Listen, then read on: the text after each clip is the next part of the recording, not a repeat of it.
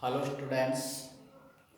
मैं आशा करता हूँ कि आप लॉकडाउन का अच्छी तरह से पालन कर रहे होंगे अपने घरों में रह के, और मेरे वीडियोस और मेरे द्वारा पढ़ाए जा रहे टॉपिकों के का लाभ उठा रहे होंगे।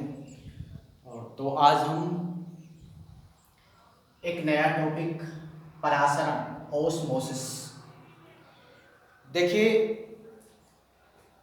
इन टॉपिकों में से बहुत ज़्यादा कंपटीशन एग्जाम में से क्वेश्चंस निकल के आते हैं, तो इसलिए ये टॉपिक बहुत ही महत्वपूर्ण है। आप अंत तक इस वीडियो को समझें और देखें और पूरा कोशिश करें समझने की।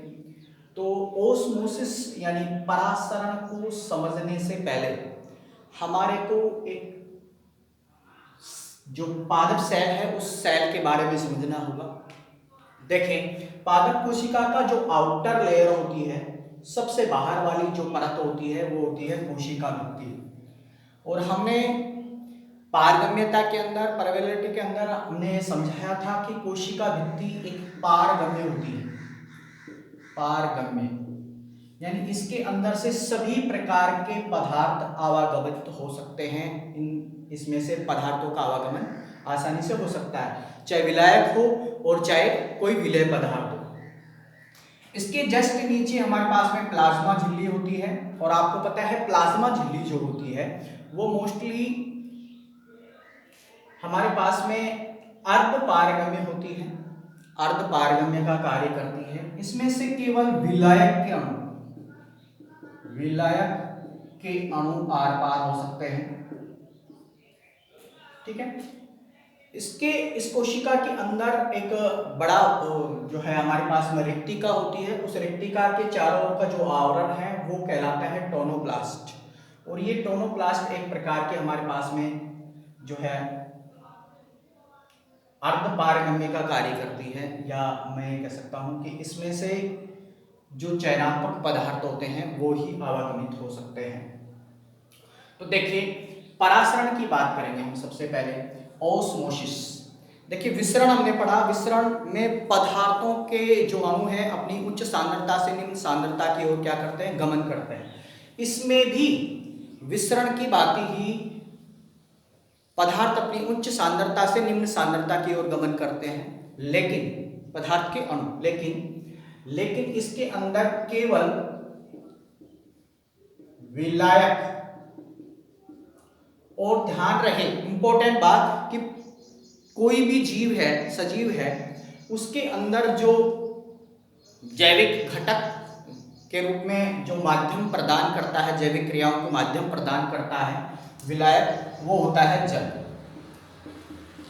ठीक है, तो जैविक क्रियाओं के लिए माध्यम का काम करता है कौन सा विलायक, जल।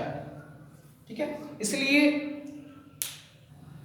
परासरण में केवल विलायक यानी जल के अणु ही अपनी उच्च सांद्रता से, सांद्रता क्षेत्र से निम्न सांद्रता क्षेत्र की ओर क्या करते हैं, गमन करते हैं। एक बात हो, विसरण में बीच में कोई भी माध्यम नहीं था, लेकिन ये विलायक के अणु, जल के अणु जो हैं, परासरण में क्या होता है कि अर्ध पारगम्य झिल्ली के माध्यम से एक स्थान से दूसरे स्थान पर गमन करते हैं। अर्थात मैं कह सकता हूं, इधर देखिएगा, जैसे ये हमारे पास में बीच में इनके अंदर होती है पारगम्य, अर्ध पारगम्य झिल्ली।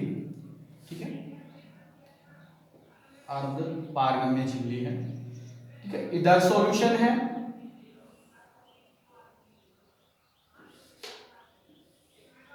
जैसे यहां भरा हुआ है हमारे पास में जल भरा हुआ है, और यहां इस जल और इधर वाला एक सॉल्यूशन है, उसको बीच में से हम दो भागों में बांट देते हैं अर्ध पारगम्य झिल्ली के द्वारा। तो परासरण क्या है, अर्ध पारगम्य झिल्ली के द्वारा जल के अणु या विलायक के अणु अपनी उच्च सांद्रता से निम्न सांद्रता क्षेत्र की ओर गमन करना ही क्या कहलाता है, परासरण। परासरण कहलाता है। ठीक है, परासरण एक प्रकार के विसरण की बात होता है, लेकिन विसरण में कोई भी पदार्थ हो उसके अणु अपनी उच्च सांद्रता क्षेत्र से निम्न सांद्रता क्षेत्र की ओर गमन करते हैं, जबकि परासरण में केवल जल के अणु अपनी उच्च सांद्रता क्षेत्र से निम्न सांद्रता क्षेत्र की ओर, जैसे यहाँ विलयन और यहाँ पर शुद्ध जल है, ठीक है। तो यहाँ पर विलायक यानी कि जल के अणुओं की सांद्रता उच्च है और यहाँ क्या है विलयन में, क्योंकि इसमें विलय पदार्थ भी मिला हुआ है इसलिए इसकी सांद्रता क्या है, निम्न है।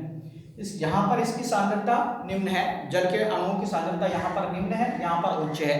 तो जल के अणुओं का इस अर्ध पारगम्य झिल्ली के द्वारा अपनी उच्च सांद्रता क्षेत्र से निम्न सांद्रता क्षेत्र की ओर गमन करने की प्रक्रिया ही क्या कहलाती है, परासरण कहलाती है।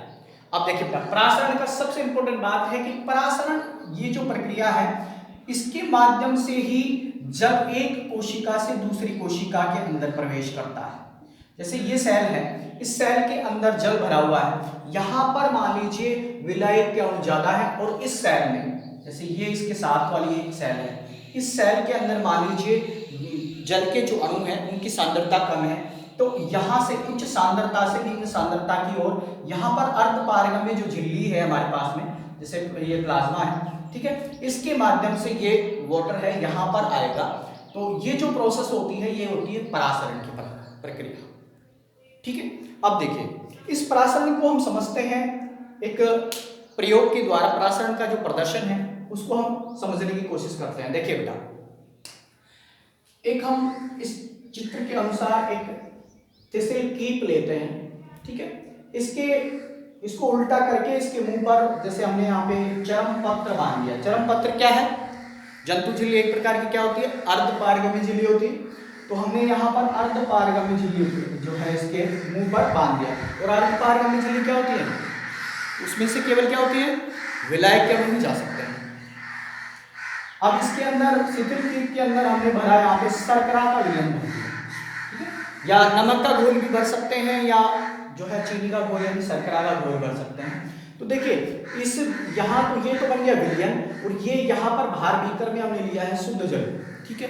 तो देखिए अब आप जान रहे होंगे कि इस सॉल्यूशन के अंदर विलायक के अणुओं की सांद्रता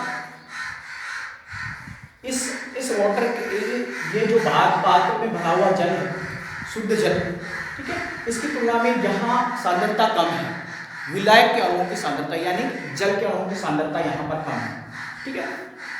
अब क्या होता है कि इसको हम इस शुद्ध जल के अंदर अगर डुबोते हैं तो कुछ समय बाद में हम देखेंगे कि जो ये सॉल्यूशन का जो ये लेवल है, ठीक है, ये लेवल बढ़ जाता है,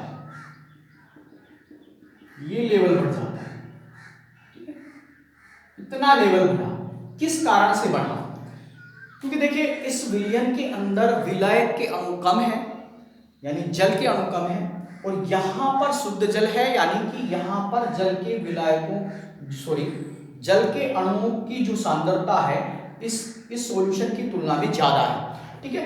अतः यहाँ पर इस अर्ध पारगम्य झिल्ली के माध्यम से इस विलयन के इस जल के अणु हैं, विलायक के अणु हैं, वो अपनी उच्च सांद्रता से निम्न सांद्रता की ओर गमन कर रहे हैं, यानी परासरित हो रहे हैं, ठीक है, परासरित हो रहे हैं, जिसके कारण इस विलयन के अंदर अब किसके अणुओं की संख्या बढ़ रही है, विलायक के अणुओं की संख्या बढ़ रही है, या मैं ये कह सकता हूं कि जल के अणु बढ़ रहे हैं। तो जब जल के अणु यहां बढ़ेंगे तो इसका जो ये लेवल है, ये इस विलयन का लेवल क्या हो जाएगा, बढ़ जाएगा।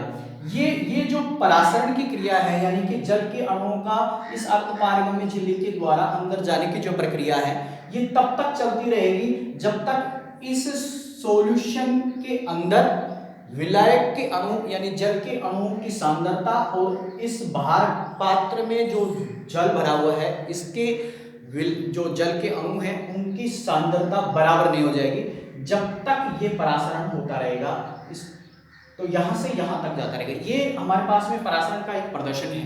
देखिए बेटा, परासरण को और अच्छी तरह से हम समझने के लिए क्या करेंगे कि परासरण के प्रकार देखेंगे और सॉल्यूशन के प्रकार देखेंगे। परासरण के आधार पर सॉल्यूशन कितने प्रकार के यानी विलयन कितने प्रकार के होते हैं वो अभी हम नेक्स्ट वीडियो में बताने वाले हैं। ठीक है।